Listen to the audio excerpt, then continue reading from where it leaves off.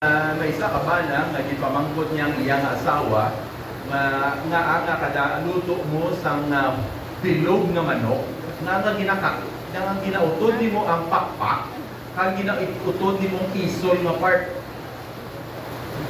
Ang sabat sang asawa amo na ang amon ginahimo halin pa sang gamay ako. Kag kun si nanay magluto sang bilog nga manok ginautod niya kitag duha ka pakpak kag sang isol nga part. Natingala ang bana. Hindi siya nasatisfy sa answer, so namangkot siya sa nanay sa iyang asawa. Gintawgan niya gid. Nga ginautod ninyo ang pakpak kag ang isol kung magluto kamo sang bilog nga manok. Ang sabat sang nanay sa iya asawa kay si nanay, magluto siya sa manok, halin pa kami sa gamay, ginautod niya ang pakpak kag ang isol.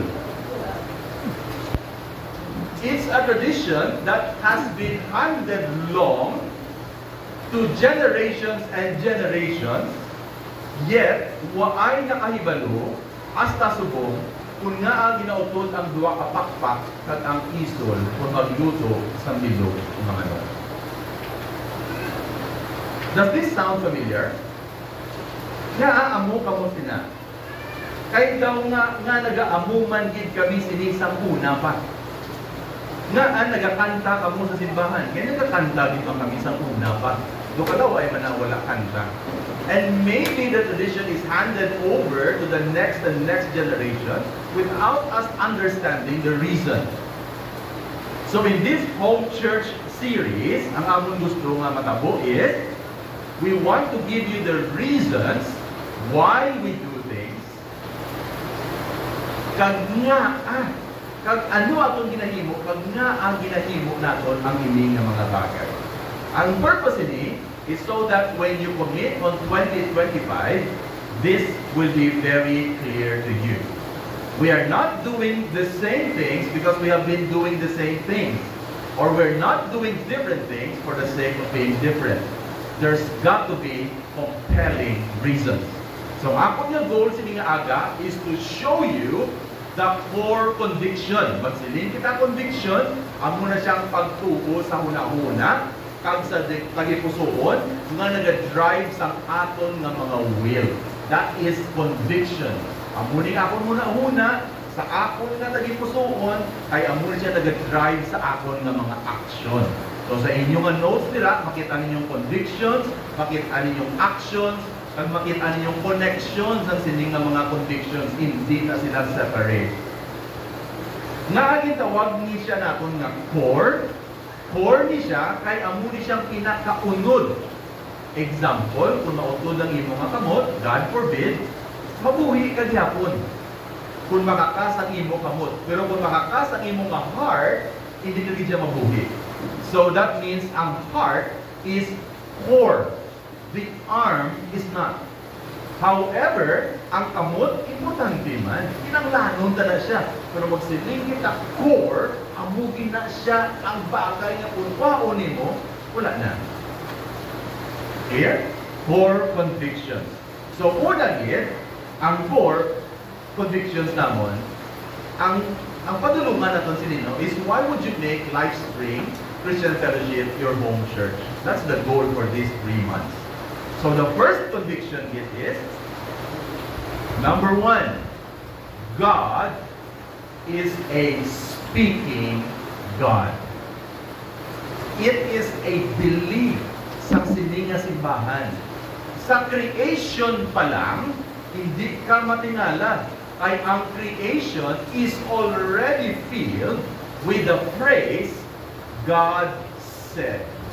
Halin sa verse 3, magadto sa verse 24, sa Genesis chapter 1. In the beginning, God created the heavens and the earth. The earth was without form, and it was void. And starting from verse 3, naghambal siya, no? Let there be. And God said, let there be, and it was so. Let there be, and it was so. Verse 6, and God said, let the waters, and it was so. Verse 9. Verse 11, let the earth sprout vegetation, and it was so. Verse 14, and God said, let there be lights. And God said, verse 20, and God said, verse 24. If you miss that, you're not reading it. So buod silingon, ang Ginoo naton nagahambal. He is speaking. When you go to Deuteronomy chapter 4,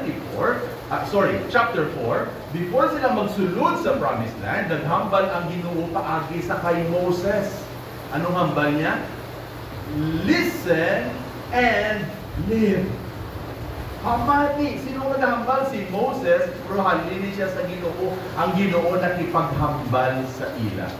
So, hindi gitnapon madula, no? Ang Bible, klaro-klaro, nagahambal nga ang Ginoo, our God is a speaking God.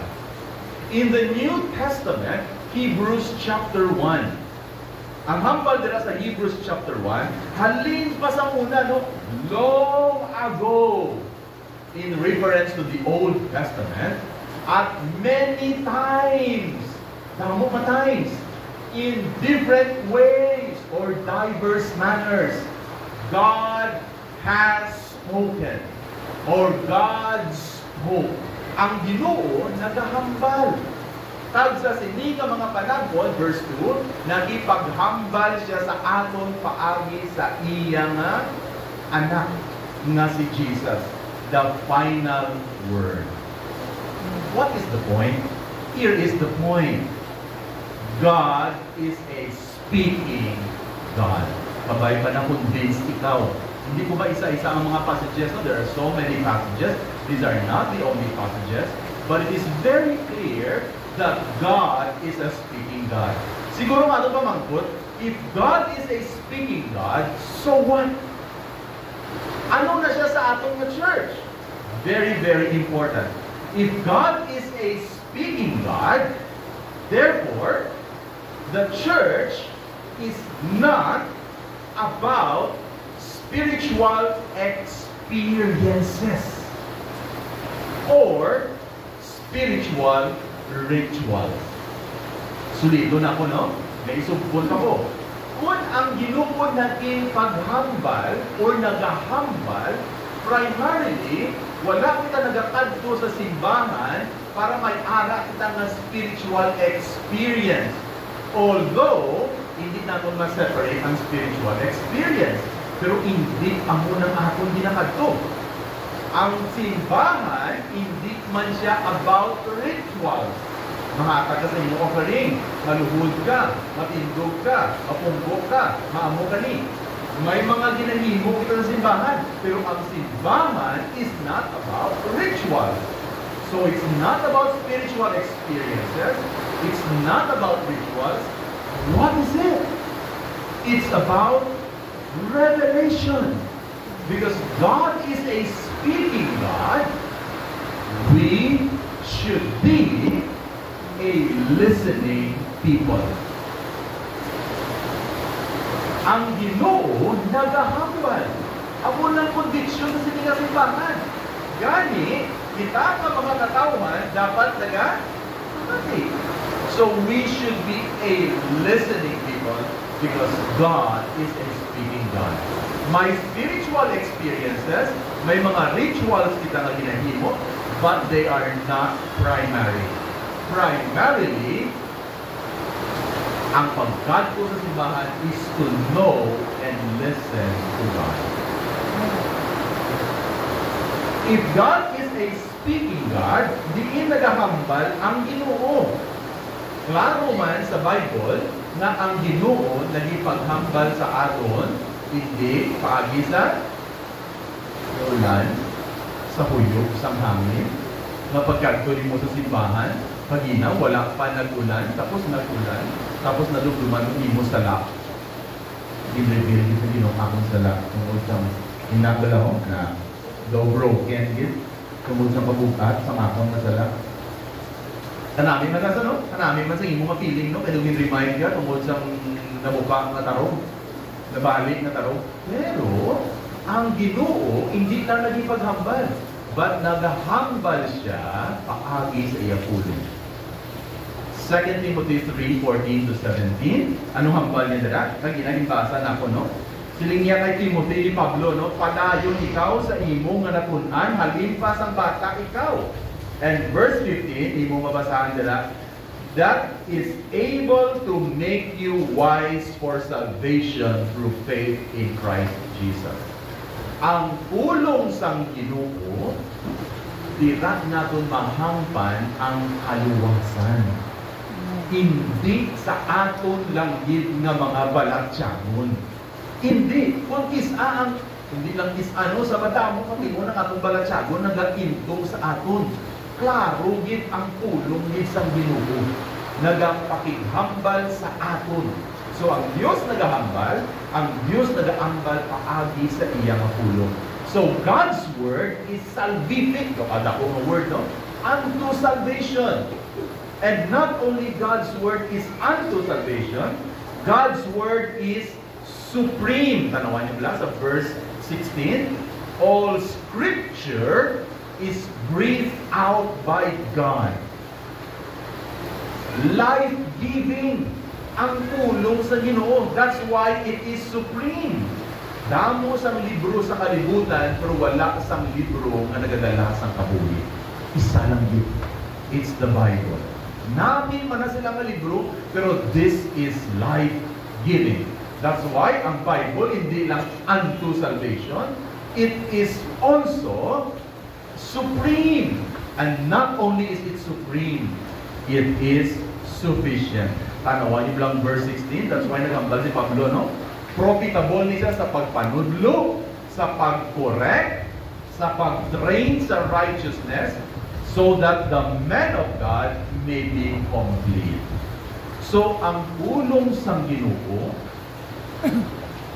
salvation, unto salvation, ang pulong sang Ginoo supreme, ang pulong sang Ginoo sufficient. I-connect ko ang duwa, no? Ang Ginoo nagahambal. Ang Ginoo nagahambal paagi sa iyang pulong. Pero kung nagahambal siya paagi sa iyang pulong, hindi ni siya academic exercise nga kung tunan mo, maintindihan mo lang siya. Sa tuon lang gid ang matutuon nga nagatudlog sa aton ang balaan nga espiritu. Imo na siya mabasahan sa John chapter 14, John chapter 15, John chapter 16. Gagmay lang, no? Ang 14:25 lang akong basahan. Sila ni Jesus sa iyang mga disciples. Ginahambal ko ni sa inyo samtang ara pa ako sa inyo. Pero mag-aabot ang Holy Spirit, verse 25 niya, nga ipadala sa amay sa akon nga ngalan, tanawan yung iyang sugpon. He will teach you all things and bring to your remembrance all that I have said to you. Ang balaan nga espiritu, ihambal niya sa aton kung ano ang mga gintudlo ni Jesus. Sa subong nga panagpon, halong kita sa nagagamit sa Holy Spirit nga nagahambal, na amo ning ginhambal sa Holy Spirit sa ila. Mga kauturan sa Bible, klaro kayo na ang balaan nga espiritu, wala siya nagahimo sa bagong storya. Ang iya nga ginahambal, amo man siya ang gintudlo ni Jesus. Chapter 14, chapter 16 sa John, amo man niya ginahambal, no? Sining ni John, sining ni Jesus sa iyang mga disciples, chapter 16 of John, verse 12. Damo pa ko ihambal sa inyo, pero hindi subong ma-absorb. Pero kung mag-aabot ang Spirit of Truth, amo man sa Holy Spirit, no? Siya ang mag-guide sa inyo sa kamaturan. Hindi siya maghambal sa iyang authority.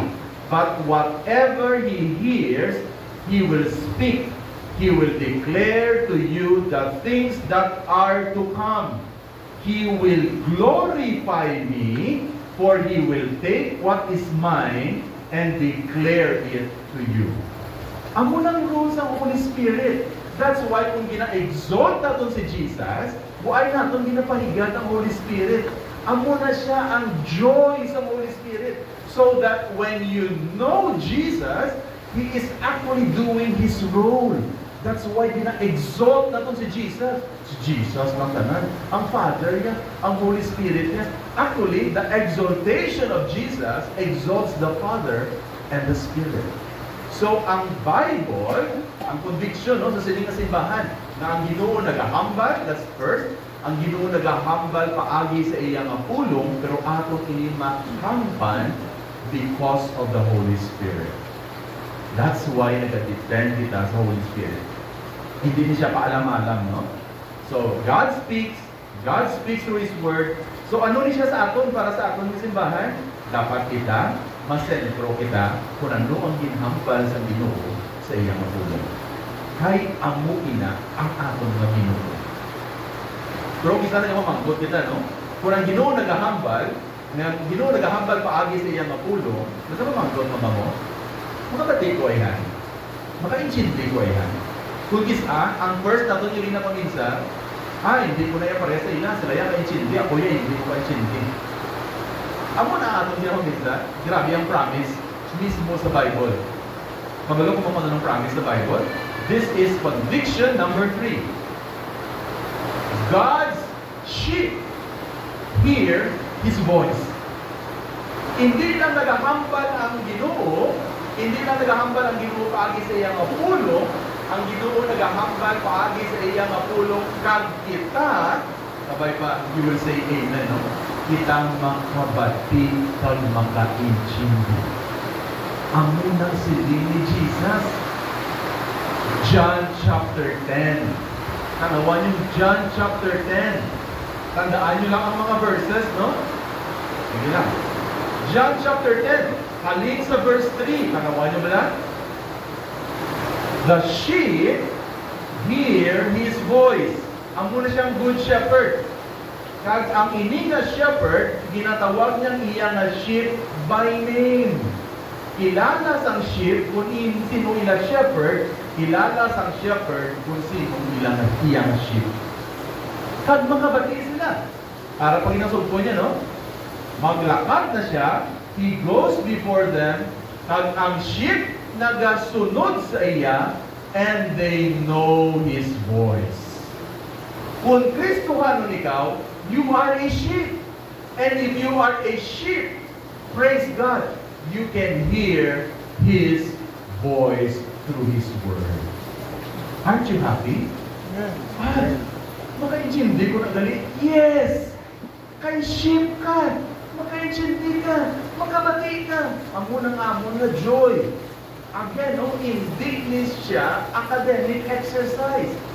May Diyos nga nagahambal, may Diyos nga nagahambal paagi sa iyang pulong, paagi sa balaan ng Espiritu, kag may sheep nga makabati kag makahangod sa iya. Siling niya sa verse 16 sa the same chapter, John chapter 10, may ara pa po sa tuhod lang, no? Iban pa nga mga sheep. Wala pa din sa inyo subong. Pero, grabe yung promise niyo, no? Sila makabati man sa akon nga tingog. Wala pa sila sa flock during the time ng ni Jesus. Pero kung makabati na sila, mangin kaupod taman na sila. This is amazing. Ang Ginoo nga nagahambal, nagtawag sa iya ng mga sheep kag kita makabati sa iya. It's a conviction sa sining na simbahan. Negatively, tanawan nyo, negative man siya, no? Verse 5 and verse 8. Ang stranger, hindi sila magsunod sa stranger. Ang sheep, hindi magsunod sa stranger. Naman, hindi sila nakahibalo sang voice sang stranger. You go to verse 8, ang siling ni Jesus, no? Ang nakuna sa akon, mga thieves na sila and robbers. Ang sheep, hindi mamati sa ila. So kung amoni siya, ang amon nga status bilang mga sheep, kung makabati kita sa pulong sa Ginoo, ano ni siya sa simbahan? Buot siningon, kung gusto natin mag-grow ang simbahan dapat matudlogin sa Bible. Kag sa pagtudlo sa Bible, dapat kami man nga nagatudlo, may confidence kami nga kamo nga sheep makabatigid. Kag hindi kami dapat mataan sini. Nataan mo kung why sila na pamati. Dapat hindi kami mataan. Di kayo nataan na mo sa Dasol nga Sunday, drama na lang kita ha. masuksukubayo isang clown na, and then damo, nagkagtuno kay nalipay sila. Hindi pwede. Ang conviction sa church is, kamo nagakaon sang hilamon, sang pulong sang Ginoo. So dapat ginapatubo namon ang green nga hilamon. Hindi tagaan sang dulce. Kay dulce ang inyong ginapamita. Hindi. Grabe no? Hindi dapat natin i-dilute, hindi natin dapat i-distort ang God's Word, kay ang sheep, kung sheep ikaw, mangita kayo sa pulong sa Ginoo. Amen. I don't know kung nabatsa ganyan, ano? Kung sheep ka, mangita kayo sa pulong sa Ginoo. Kung ikaw tao, halin sang aga, 2 days na, no? Or 3 days na, ang ikaw mo, puro ng marshmallow, hindi ko magpati nga tao ka. Grabe ikaw, marshmallow na bigyan, pa rin sa Merkulis,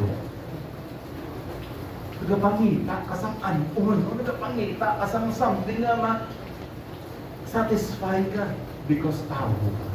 So, hindi na amulan ka na ihatag sa iyo. Grabe yung tani sa convictions, no? Ang Ginoo nagahambal. Ang Ginoo nagahambal, pagi siya mapulong. Ang Ginoo nagahambal, pagi sa iyang mapulong. Kag kita, makabati kita sa iyang pulong. Ano pa siya? Ika-apat, kung makabati kita, hindi lang nga makabati kita, kundi kung makabati kita, amo man siya ang naga-pamature sa aton, ang naga-equip sa aton sa pag-serve sa Ginoo. Conviction number 4. Ephesians chapter 4. Basahon na ako, no? Masugod ko sa verse 10. Ang verse 10 nila nagpakita, no? Kasi Jesus exalted. Ay si Jesus exalted na, no? Nag-resurrect siya. He is now in power. Anong ginimo niya? He gave gifts to the church. Kaganong gift na ginatagi sa church. Kung gisa ka paminsan kita, no? Tani nagkatagang Ginoo kwarta sa aton para wala na problema sa kwarta. Unlimited. Anong ginatag sa Ginoo sa aton? Kanami sa verse 12. Verse 11. What did God give? Or Jesus give? Apostles, prophets, evangelists, shepherds, teachers. One big observation. Kabalo mo kung ano sila tanan yung mga gifts. Tanan ini ng mga gifts na tuhay sa pagpanudlo sa pulong sa Ginoo. Tanan sila. Tanan sila. Apostles? What are the apostles for? What are the prophets for? What are the evangelists for? What are the shepherds for? What are the teachers for? They are all word ministers. Ang gifts ng Ginoo, para ano? Look at verse 11, verse 12. To equip the saints for the work of ministry.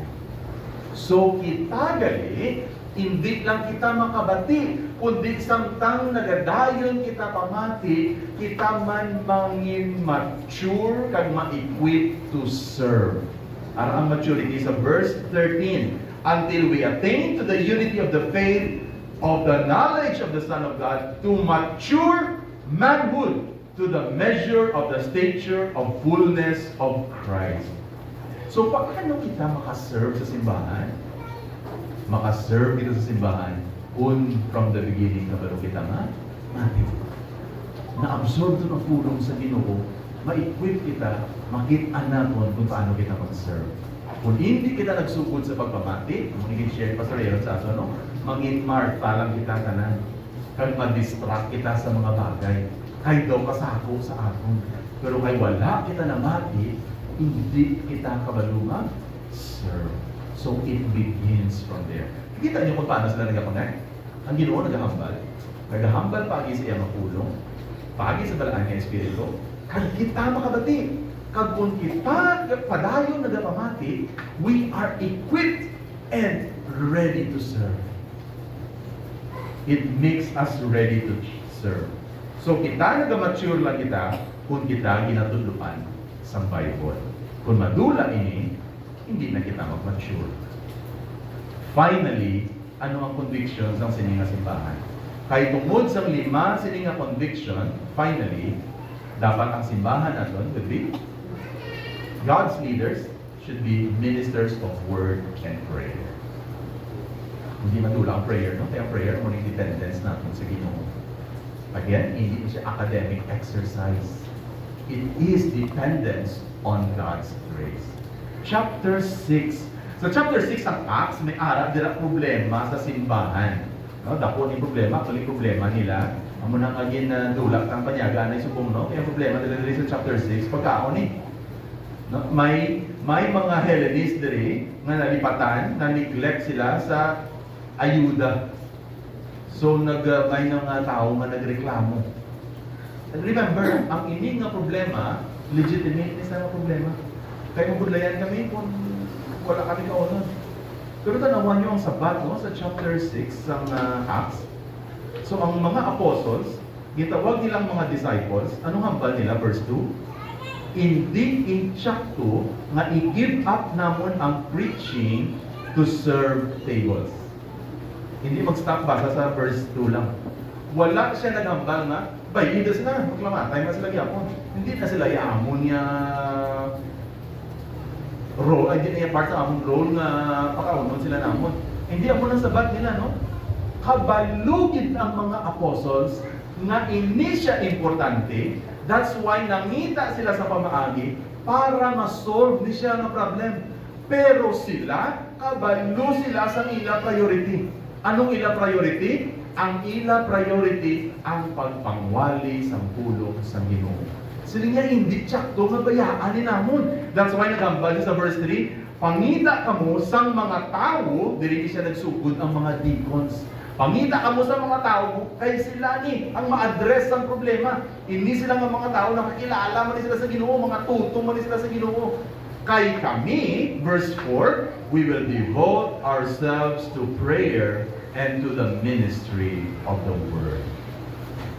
Nagatubang sila sa dakop nga problema, pero hindi ang mga apostles gusto ma-distract sa problema, kag madula ang primary role nila nga ang pulong sang Ginoo itudlo.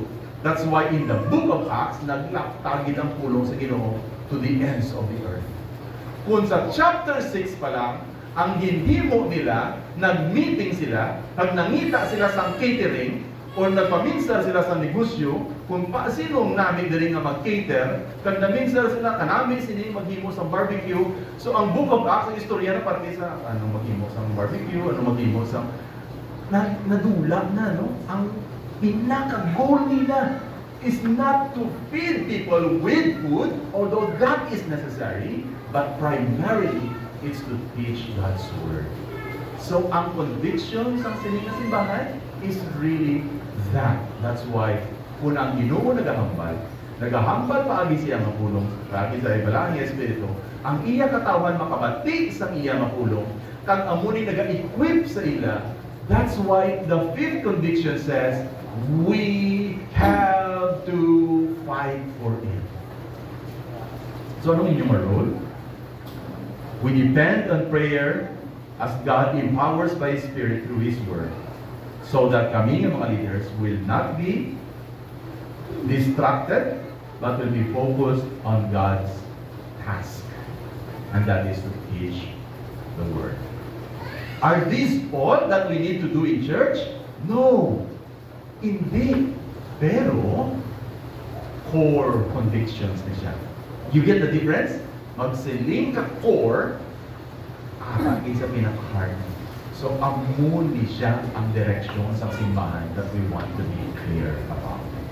So that when you decide to become part of us, you will understand why we call people to attend Bible studies. Because these are our core convictions. Ang Ginoo, gusto ko ako makaserve ka mo, pero hindi siya ka-service na kahalin sa automatic sa pulong sa Ginoo. Core convictions. Ang bana nga namangkot sa iyang asawa, kung na ang ginautod ang pakpak at ang isol ng part. Wala na satisfy sa answer sang nanay sa iyang asawa nga naghambal, ay si nanay niya, ginautod man ang pakpak at ang isol magluto sa bilog ng manok. Pasalamat kita kay buhi pa ang nanay sa asawa niya. So ginlampot gid siya sa bana. Gusto ko gid mabalaan. hindi gid ko mahamtang nga agi dya nga kung magluto sang bilog nga manok doon ang pakpakat ang isol nga part hindi ko satisfied sa inyo nga mga sabat. Ginlambot, sige ko ugod-ugod na. Nay, lola na galing, no? Nga agi na utod. Ang pakpak, ang isol, nagsabat, si lola.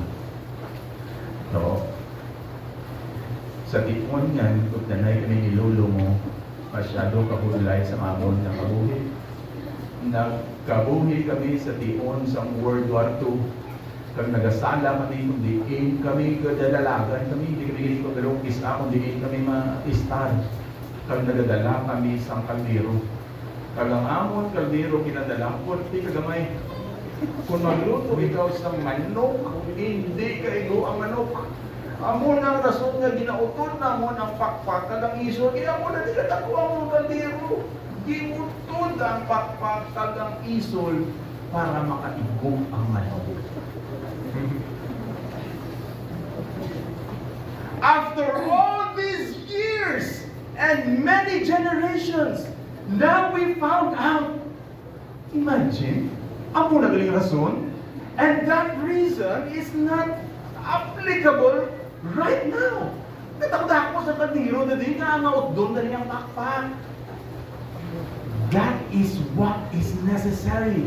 Sometimes we just do things without knowing the reasons. And so the reasons are essential. Kung ibutang na doon, kung hindi tapagot doon ang pakpakad ng isod, are we committing a serious offense ato nanay or lola? Wala. Because now we know the reason. Very important to know why you are doing what you are doing. Nagkabay pa magpuli kita, hindi kita magambal. Nga nga nagkatagusta din mo. Kaya siling manakila ka? Nga sino ba siling na? Si Manay ano na? Magpunta na sabi. Magpunta niya si Manang Wilson. Ano ba siya pa ito? Kaya mo manasa. Ay dugay na kami nga mo niya. Kalain ko naman ako na sa bata na. So we just don't know why. Why? Because God speaks. God speaks through His Word. God speaks through His Word and we hear Him. And when we hear Him, we are equipped. And when we are equipped, we mature and we can serve Him. That's why we are relentless on bringing God's Word to you. Will we always do it perfectly? No. But that is the direction the church takes. Ang pamangkot sa aton, siningaga, is iniba lang ang mga convictions, imuman ng mga convictions. To what extent are these convictions your convictions? Paano ka na-challenge? Paano ka na-encourage? Paano mo nakita ang mga activities sa church? How would you do things differently if these are your convictions? By the way, kung hindi siya imong conviction, hindi na mag-change yung mga heart yan. Lain na sa, no? Kaya magsinig ka conviction, it's convinced ka din, convinced ka din. Klaro ba lang ang ining nga mga rason halin sa Biblia? Amo ini ba lang imo nga mga convictions? Gusto bagit pala hibaluon ang ining nga mga bagay. We are happy to even teach this at greater length. No? Na makapamangkot mo, paano ni siya. So, kabay pa, may nakuha na to, no? May conviction na kasibahan so that when you decide to be part of the church, you know this is our core. These are our core convictions. Mga mayroon na.